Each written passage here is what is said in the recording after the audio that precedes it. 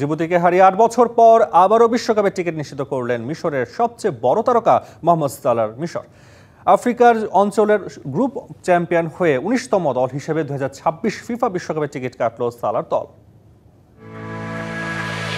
মিশরের নাগরিক গ্রামের সেই ছোট্ট ছেলেটি আজ ফুটবল বিশ্বের অনুপ্রেরণা।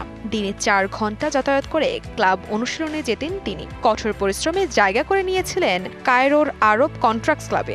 মাত্র ১৭ বছর বয়সেই পেশাদার ফুটবলে অভিষেক। এরপর ইউরোপের মঞ্চে উজ্জ্বল সালহা। চেলসি, ফিওরেন্তিনা, রোমা পেরিয়ে ২০১৭ সালে লিভারপুলে যোগ দেন তিনি। প্রথম মৌসুমেই ইংলিশ প্রিমিয়ার লিগে সর্বোচ্চ গোল করে তৈরি করেন ইতিহাস।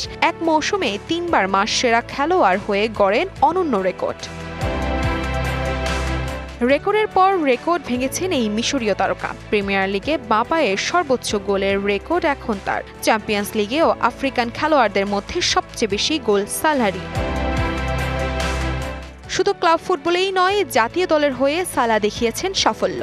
১৯৩৪ সালের পর ৯০-এর বিশ্বকাপে সুযোগ পেয়েছিল মিশর। এরপর ২০১৮ সালে সালাহর নেতৃত্বে বিশ্বমঞ্চে উঠে আফ্রিকা দেশটি। এরপর মাঝে একবার কাতার বিশ্বকাপের বিরতি দিয়ে আবারও বিশ্বকাপে খেলবে মিশর। ১৯তম দল হিসেবে ২০২৬-এর বিশ্বকাপের টিকিট নিশ্চিত করেছে তারা।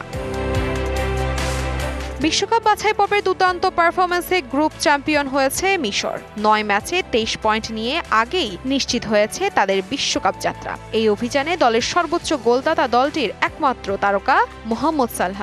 একাই করেছেন ৯ গোল। আফ্রিকা অঞ্চলের সর্বোচ্চ স্কোরারও এখন তিনি। ফুটবলে ছোট দেশের বড় তারকা মোহাম্মদ সালাহ, যার হাত ধরেই দেশটি স্বপ্ন দেখছে বিশ্বমঞ্চে নিজেদের আধিপত্য বিস্তারের।